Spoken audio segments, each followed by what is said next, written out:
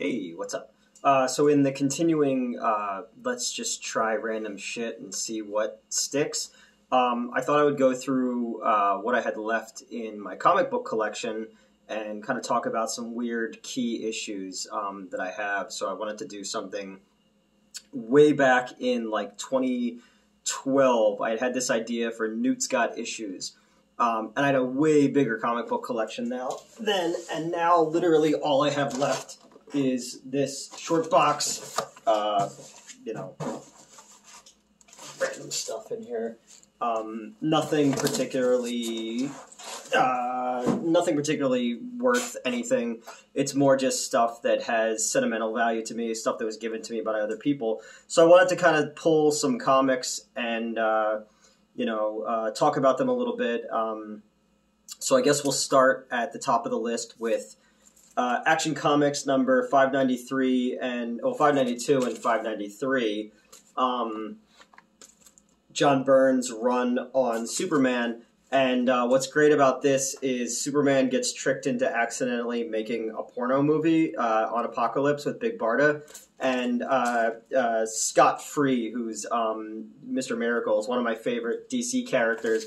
And he's kind of caught up in the middle of this. And I love the whole Superman and my wife, a sleazy, kind of like a sleazy character. You can see right there on Apocalypse is like a producer, and he mind controls Superman gets mind controlled a fucking lot, mind controls Superman into almost being in a fuck film with Big Barda, this issue came out around in the dawn of the VHS era becoming more popular. So it's kind of their take on like the video nasties almost. But it was just funny to walk into a comic book store at one point and do you have the one where Superman's almost in a porno movie? So I have that. That's another one that I think is really fun, which is Super Pro. The NFL wanted a superhero, so a dude wrote it because he was a big NFL fan and he wanted free tickets. So he came up with an NFL superhero, and the dude's got football gimmicks and shit like that. The comic's terrible. Most tie-in characters are really, really bad. There's Combo Man, who is he's combos, the pretzel cheese thing, little snacks. They wanted a superhero, so it's this dude who's just eye-bejaggeringly terrible, where it's just all the different levels of him are different art pieces of other superheroes, and he can use different characters' powers when needed. He's like MacGuffin Man. But Super Pro I thought was really funny. I wanted to do a years ago, and it never happened. There was a movie about concussions in the NFL because it's a big problem is head injuries. And I wanted to do a fucking a fake trailer of that Will Smith movie about the concussions, but make it about NFL Super Pro. After his superhero days ended, he had all kinds of brain problems, and do it it's super serious, but it's about this dumbass fucking character. So there's that. I have 3 copies of US 1. I think Justin Silverman gave me 2 of these, and my buddy Draco, who's a rapper, gave me 1 of them as well. US 1 came about when fucking CB radios are really popular, the Convoy song, and this is a dude who has CB radio powers, and he's a driver, and he had a lot of head injuries, and he has a CB radio thing in his head that helps him fight crime. This is awful, but it's also amazing that there was a period of time when CB radios and trucker culture was so popular that Marvel was just did a big fucking line of cocaine and went, go with it, So I have 3 copies of US 1. So ladies, if you're interested, I'm single. Fuck me, man. Another one that I have, this is one of my favorites. This is Marvel presents or Marvel team ups. Aunt May and Franklin Richards versus Galactus. Aunt May becomes the Herald of Galactus. she takes Franklin Richards, who's Reed Richards, and Sue Storm's kid to a baseball game. I don't know, the Mets or the Yankees. And Galactus shows up, and he's like, yo, I'm hungry. And they give him Twinkies. And he's like, yo, I want more of these. So he turns Aunt May into the Herald of Galactus, and fucking elderly-ass Aunt May's got to go up into, like, outer space and find a planet that's a pastry planet and talk, like, this little chef guy who runs the planet into making treats for Galactus. This is a thing that someone got paid to write. And like I keep saying, I said in the Swamp Zombies video, anything is fucking possible if drugs are involved. I really, really like this one. I like he's got a little Twinkie in his hand, too, because it was a tie-in, you know. New Guardians, number 1 and number 2. New Guardians was kind of a superhero team-up book of, like, a bunch of, like, D-list characters. Why I have these two is 1 and 2 introduce the Hemogoblin, who was Jesus Christ. The Hemogoblin is a vampire who was made by a white supremacist group to give AIDS to non-whites. That was a thing in the 80s. Issue 2 introduces Snowflame, and Snowflame is a supervillain whose powers are he does magic cocaine. So, oh yeah, and there's a gay Hispanic Doctor Strange on this team, and that's why the hate group wants to take out them by using the Hemogoblin. I highly recommend, if you want to read a what the fuck, pick these up. So yeah, I'm going to do some more of these. I have another stack of weird-ass comics. It's like seeing how long we've been filming for. I have another okay, you know what? I'll do a couple more because we got time. Chuck Norris, Karate Commandos. I paid $7 for this. It was the first issue. Star Comics were an offshoot of Marvel in the 80s.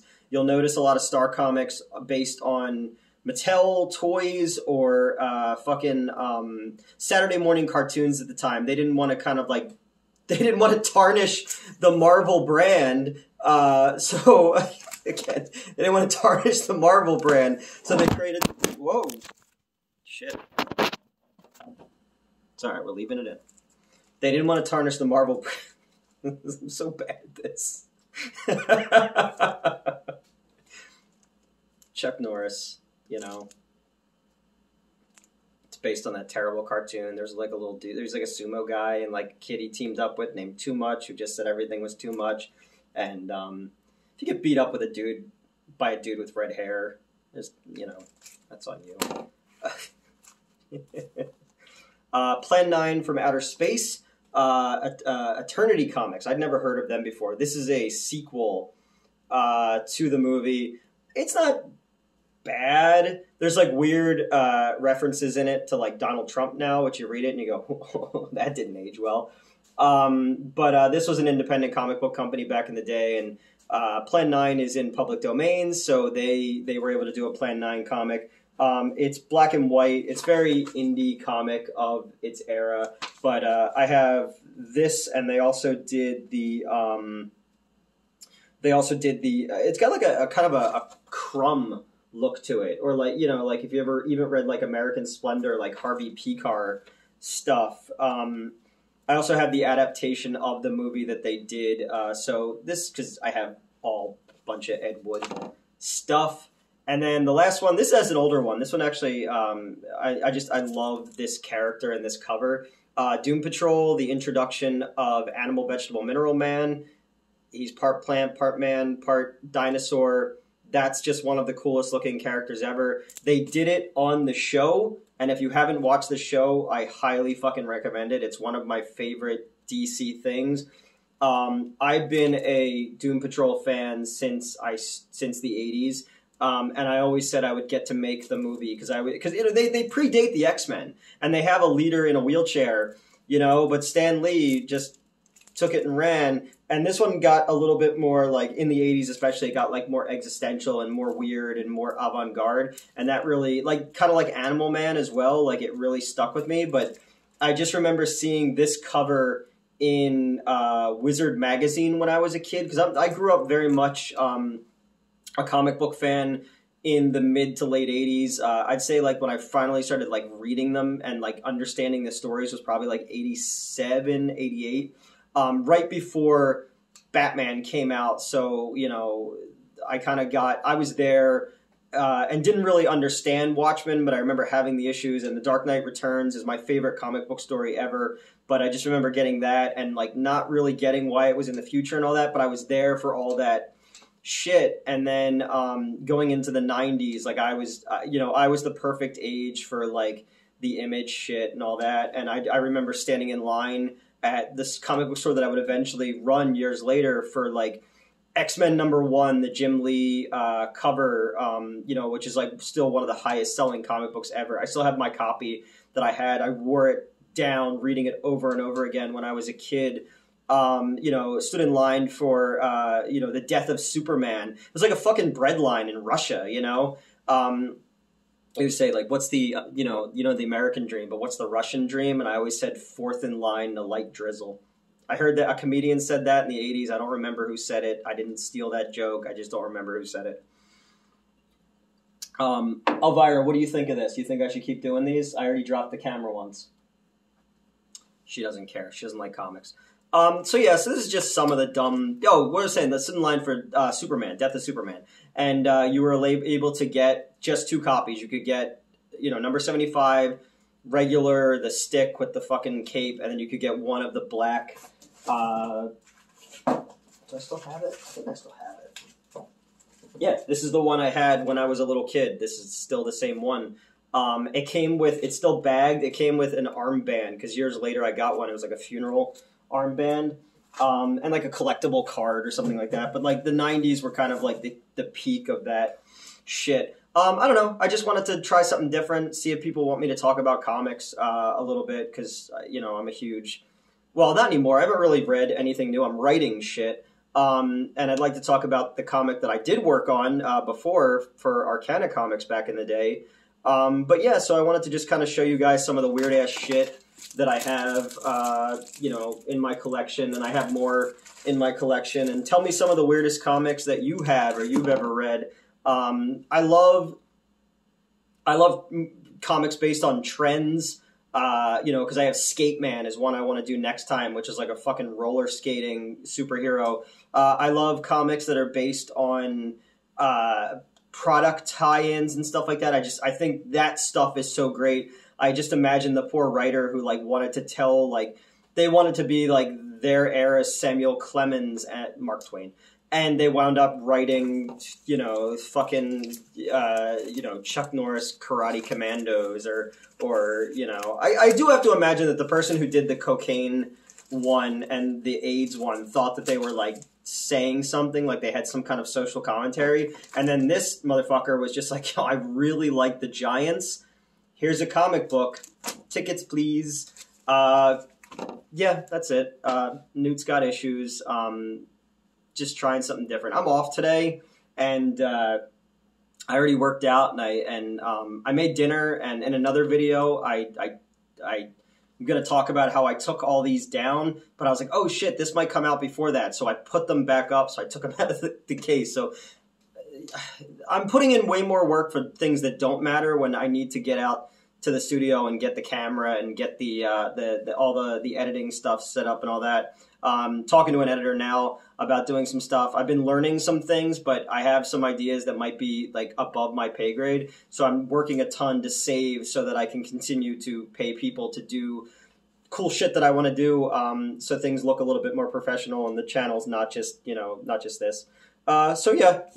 Oh, my voice cracked. Yeah, thanks for watching.